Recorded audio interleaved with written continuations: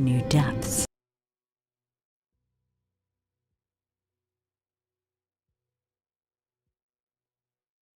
Hey. Howdy, howdy. How's everybody doing? It's time to stream. Time to We stream. got so much to talk about. Weather Watchers Worldwide today, we're going to basically focus on what is happening across the United States, though, because it is cold, it is snowy, we're still impacted by the last storm. We got a new storm coming up.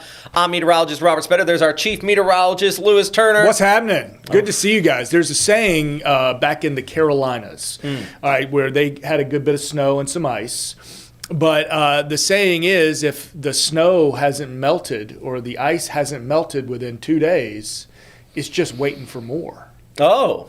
So well. that's one of those old, one of your like wives' tales, when you're verifying like old weather idioms. Yeah. That's one of those up there. And a good friend meteorologist in South Carolina posted that Facebook picture of ice that was still on the ground in his community just north of Columbia, South Carolina. He's like, well, looks like it's waiting for more. That might be some reality to that with our new storm coming up here. Yeah. If we take a look at the snowpack, still in parts of North Carolina up through Virginia, we got a little bit of snow on the ground. It stretches across the mountains of Virginia and even all the way back down towards parts of Texas. In fact, I do have some video out of Mississippi. Let's lead with this because they're still having travel hazards out there. Yikes. Right? And this is a clear example. You can tell they don't have snowplows available because you just got like the ruts. It looks like they're driving like on a muddy road.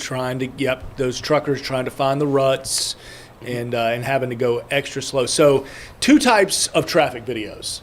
Okay, so there's the traffic video that shows absolute gridlock back to back to back to back like we see on the right side. Yeah. Then there's the other kind that's on the left when there are no cars at all and you've got Walking Dead style like emptiness. Yeah. And you just know it's bad because people can't even get on the highway. So it's not even to where I can get in the gridlock, or the gridlock is happening 6-7 miles out of frame, to the south or to the north. Yeah. And this guy right here, he said, you know what, I said my prayers this morning, I ate my Wheaties, and we're just going to try it. I got to get to work. I got places to be. And it's brutal. At least they're taking their time. I mean, you're going to get there eventually, but my goodness. Look at that. Just no salt on the road, no plows. Again, and Mississippi. I bring this up because this is like a recent video. This isn't the day of the storm. Yeah.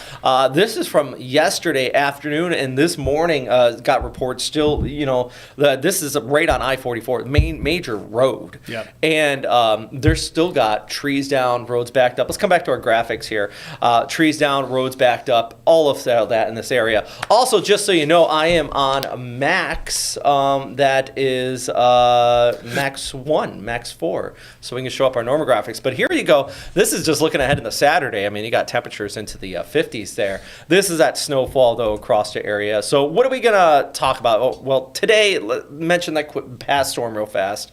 The last one where you just saw the snow on the ground there out of Mississippi, over 50 deaths reported from this one, right? And which drives me nuts that I hear people still saying, where was this big bad storm? And it's like, this was 2,000 miles of warnings on it. Yeah, and you think about the word hype.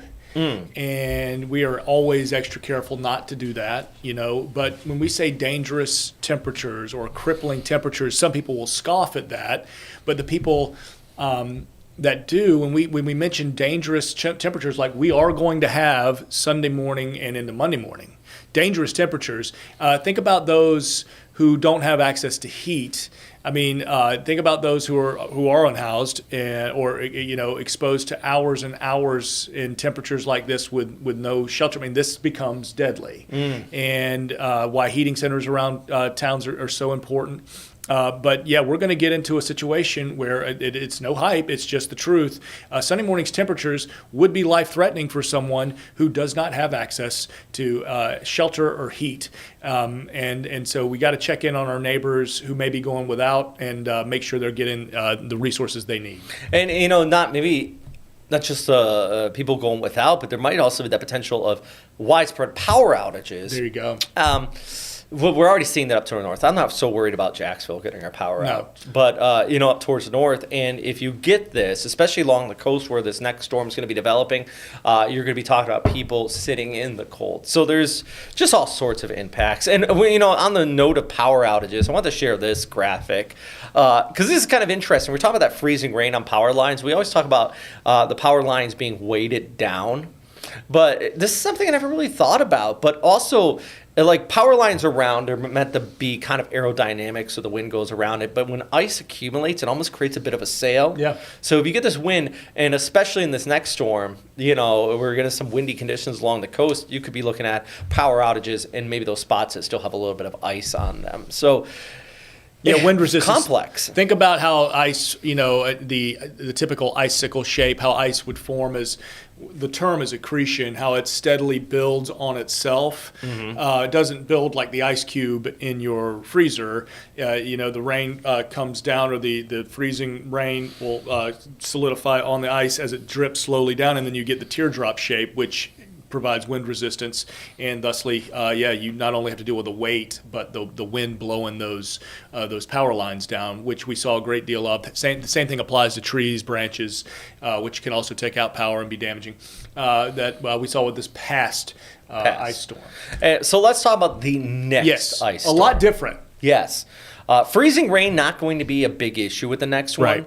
Right. The wind, the snow, and obviously the cold are the big ones with this one. Let's actually just loop through here on first off, so the weekend storm, possible snow for the first coast. I'm saying it, but maybe parts of southeast Georgia. I agree. We're not saying Jacksonville's going to get covered in a foot of snow here.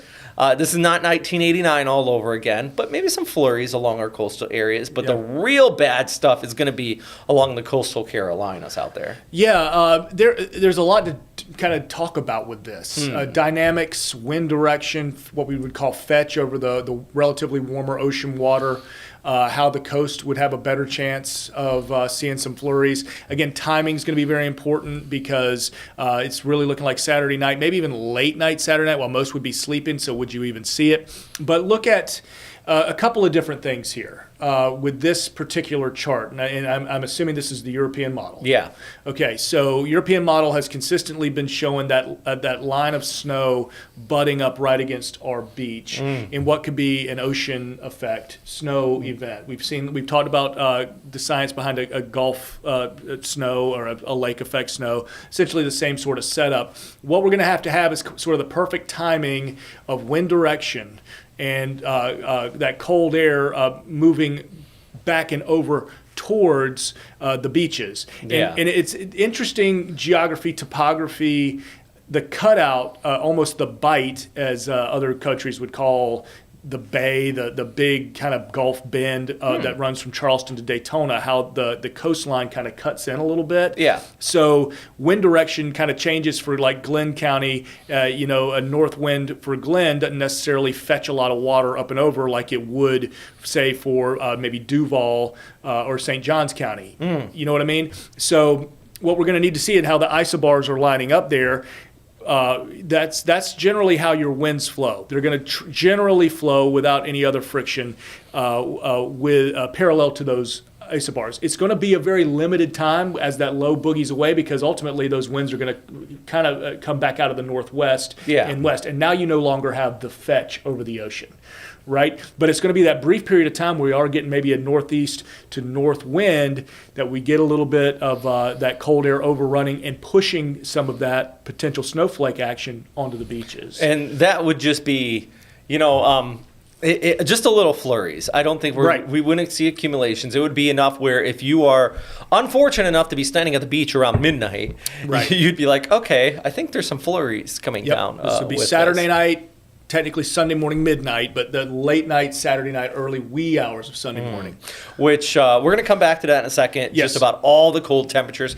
Plus, I do want to talk about what a bomb cyclone is, too. So we got more to talk about with this upcoming storm here along the East Coast. Definitely the big topic out there today. First, though, let's go to a commercial, and we'll come right back. Why do we come here? To reach for new heights, to dive to new depths. You can call it a team, even a community. that connection with others. We all deserve that. So why come here? This is why.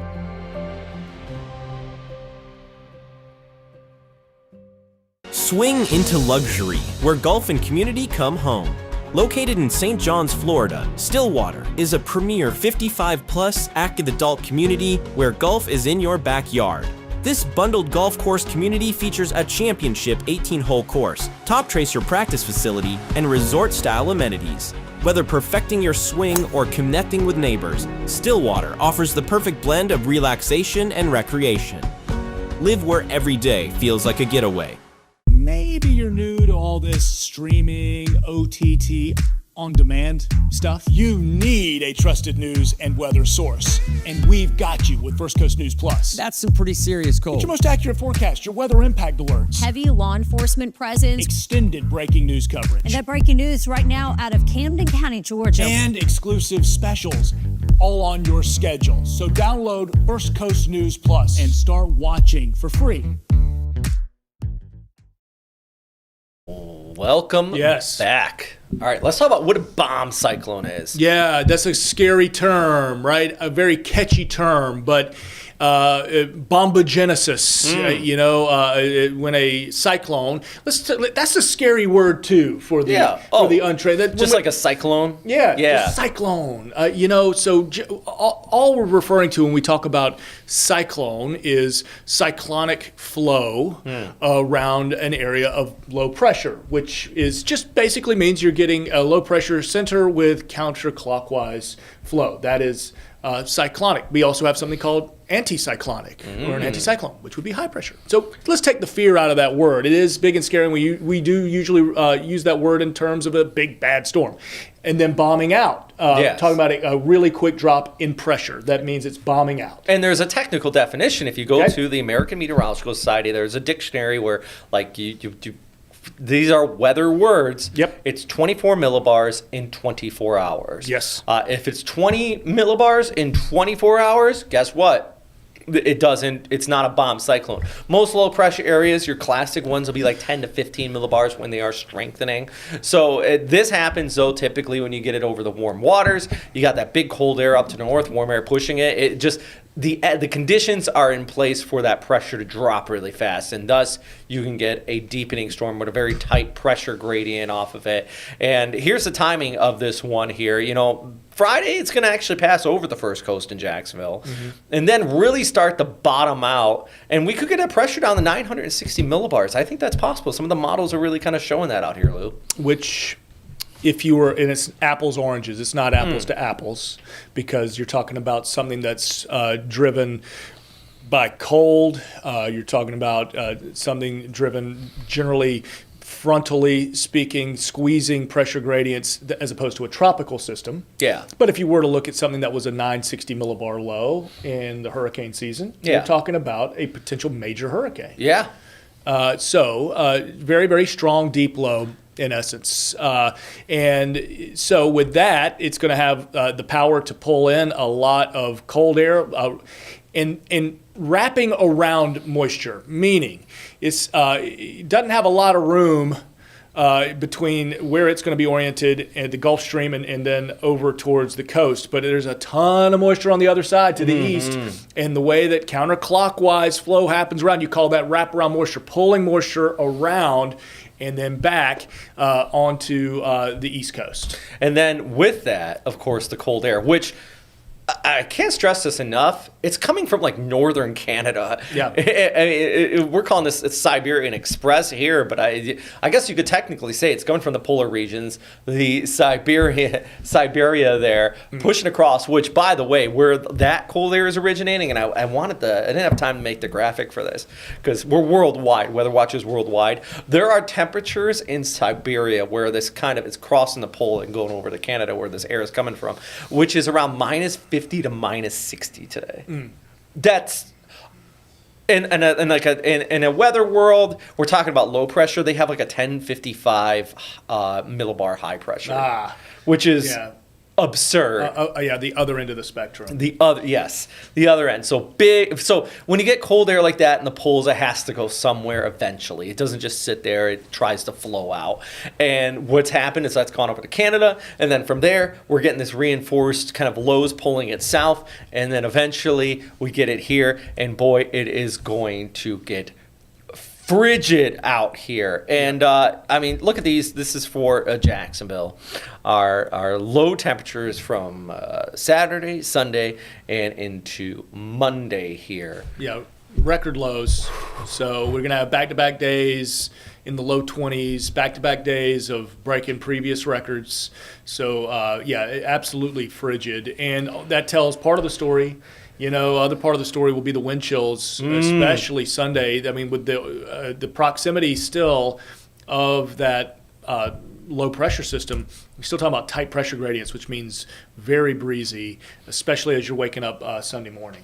Yeah, the wind chills at times went down into the single digits. So you can see right here, 8 to 9 degrees. I mean, that's the coldest wind chills. I don't know. This might just be my mindset, and I don't have data to back it up. But at least since I've been here, which I've been here for about 6 years now, I have not seen single-digit wind chills on our maps. I think you might have to go back to 2012. It's been a minute. 2010. Yeah, it has been a long time since we've seen that, which brings a graphic that we don't get to use very often, thank God. But let's think about signs of hypothermia. You know, definitely, and this is pertinent this weekend because there's going to be thousands of people out for the Donna Marathon events on Sunday morning, getting geared up and ready to run the half or the full. So definitely, especially for those who are going to be volunteering, spectating, standing around, not getting the blood pumping, so to speak, but even the runners. I mean, you're going to have to take extra precaution. Robert's going to be running, and lots of precaution. Have you thought about it? Like, what exactly precautions you take as a runner? I'm going to do thermals, obviously. I got running gloves. I'm not sure if I'm going to wear the hat, but I probably will start with the hat. And then just it's tough because once you start running, you start sweating. I do know I'm going to have my son meet me about 30, 40 minutes in. He's going to find me, and I might start shedding some clothing at that point. But we'll see because, I mean, 30, 40 minutes in, it's still going to be into the 20s with a wind chill into the teens. So I don't know how fast I'm going to have to run. Right. And a lot of the times you're running north. Like half of it you're running north, half of it you're running south. You're running north into that wind. I'm not even sure. I probably might wear sunglasses even early in the morning just to keep my eyes safe. Yeah, all the ways to keep the wind off your body. Naturally, you're going to have the winds themselves, but as you run, I mean, you get the breeze coming on. And look, I mean, even by 1 o'clock, our temperatures will still be in the 30s, you know, so with the wind chills at 30 by 1. So our whole day is going to be frigid. You know, the morning will tell a big story just of how extreme the cold is, but there's no relief coming really through Sunday or Monday. Well, you know, it's not just us, it's also our pets that are cold. And I do want to, talk about this because we don't get this cold that often here on the First Coast. Not myself, but I want to bring in Tim Furlong. He was going to talk about, what you can do with your pets because especially when we get these temperatures dropping down this cold across the Southeast, make sure they are staying warm and safe as well.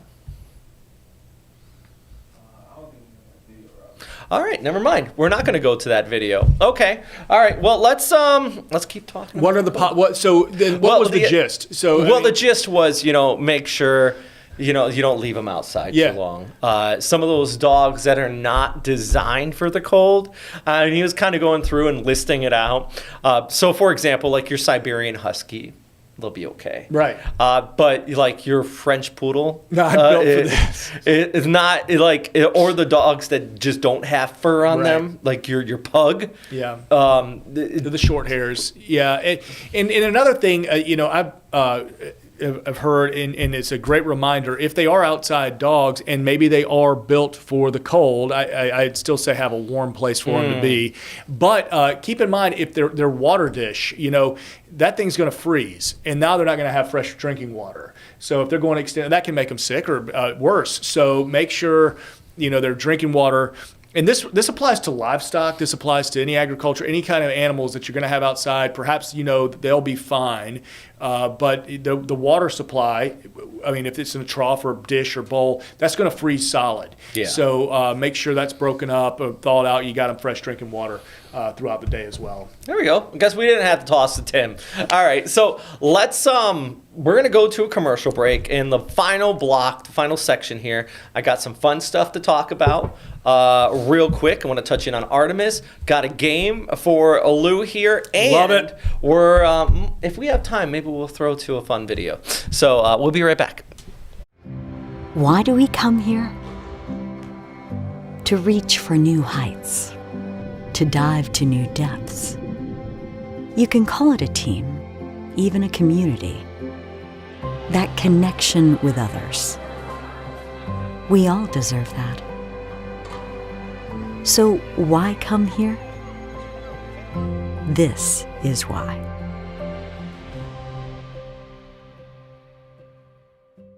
Swing into luxury, where golf and community come home. Located in St. John's, Florida, Stillwater is a premier 55-plus active adult community where golf is in your backyard. This bundled golf course community features a championship 18-hole course, top tracer practice facility, and resort-style amenities. Whether perfecting your swing or connecting with neighbors, Stillwater offers the perfect blend of relaxation and recreation. Live where every day feels like a getaway. Maybe you're new to all this streaming, OTT, on-demand stuff. You need a trusted news and weather source, and we've got you with First Coast News Plus. That's some pretty serious cold. It's your most accurate forecast, your weather impact alerts, Heavy law enforcement presence, extended breaking news coverage, and that breaking news right now out of Camden County, Georgia. and exclusive specials, all on your schedule. So download First Coast News Plus and start watching for free. All right, welcome back. Let's we got two things here. Got a couple things still. Okay.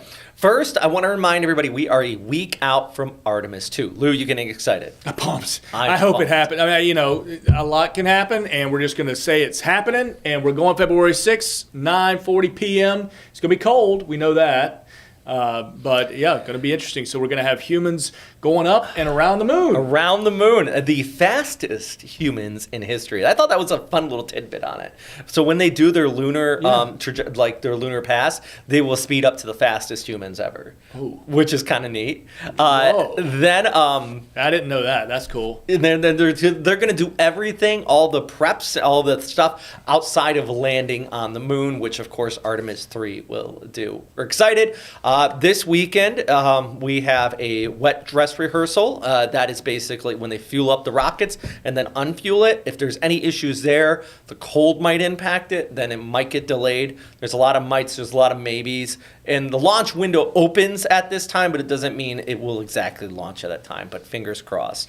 I'll be out there. Yeah, I'm excited for you. I'm excited to see the content. Can't wait to see what comes out of it. That's going to be, history right there. First time going back. A new launch system, of course. We've had a couple of generations of launch systems since, of course, Apollo. We've had the shuttle come and go, and now we've got Artemis. So a big, bad mega rocket. It is a big, bad rocket. I saw Artemis 1 launch, and you could hear it, feel it. It was unreal.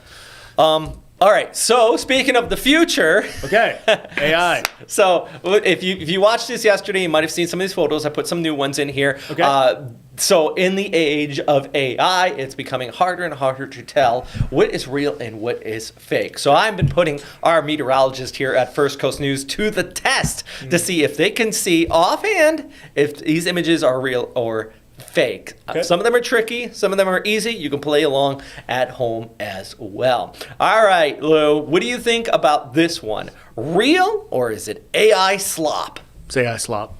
Yep, you got it. Yeah. What gives it away for you? For me, it's the shadows there in the bottom left. There are you don't see any trees in the frame. I know there probably could be some trees way off to the left out of frame, but there's casting a weird kind of shadow, and frankly, it just looks too beautiful. That's what threw me off. It looks too nice. That's too white of snow. There's no yellow snow in there. Real or fake? Real or fake? Okay, this looks real, so I'm going to go with my gut instinct. I'm going to say that's real snow on the beach. That is real. That is from last year's storm in Pensacola. Pensacola. Yeah, that looks real. Okay, I've never seen that picture before, but it looks that looks a little dirtier snow. Yeah, and that's what it gets at. Yeah, you can kind of see blemishes. If that snow was pure white, I would have questions. All right, how about this one? That is not a real cat. Impossible. That cat looks gigantic. That's slop. Yeah, that is AI slop. That is AI slop. Even with forced perspective with the cat being in the front, I don't know. Something about that cat. That cat's I think huge. I got Ellie on this one yesterday. Oh, okay. She was like, "Oh, I love a kitty." She loves cats, so it makes sense. Yep. She All right. wants it to be real. How about this one? Ooh, gosh. Real or fake? That you're gonna get me on this one. Because again, I'm gonna go slop on this, but it would be amazing if it's real. You got it. That is slop. It is based on a real town, and the way I found it, somebody said they said this is an image of my town, and I asked AI to recreate it, and this is like they just put this weird mountain in the background. Yeah, I was gonna say the mountain in the background where the road would just seemingly end there. Yeah, that's kind of bizarre. What's going on here? Yeah, and it's just too much. Yeah, it's a lot too going on. much. Be aware of the real or AI. How about this one? Yeah, that's some slop. Yeah, you don't think this one's real? That's the sloppiest slop ever. What are those cars do? What are those? The cars are just right up to the edge. I asked AI I made this one and I asked ChatGPT 3 times, can you stop putting cars? And it just kept doing it. Just kept doing it. It wrote wells on the bridge. And I'm like, you know what? Sometimes it's easy. Yeah. But we all know somebody that this would fool and it'd be like, You'd see somebody share it on the internet. Remember back in 1989? I was there. What do you mean? Yeah. Anyways. Yeah. That's a look. I appreciate the test. It's always good to stay sharp. You're 5 for 5. I was nervous. This is why he's the chief. No. This is it. This is the only test you get. Sometimes wild guessing helps. All right, friends. Thanks for stopping by to Weather Watchers Worldwide. We got you'll be coming up here at 4:30. Yep. And then we're also, don't forget, we stream the 6:30 now. Yeah. So lots going on here on First Coast News Plus. Don't go anywhere. Check it out. And we'll be diving deep into snow potential in the cold this weekend coming up at 4:30. So hope to see you then. For Robert, I'm Lou. Have a great day.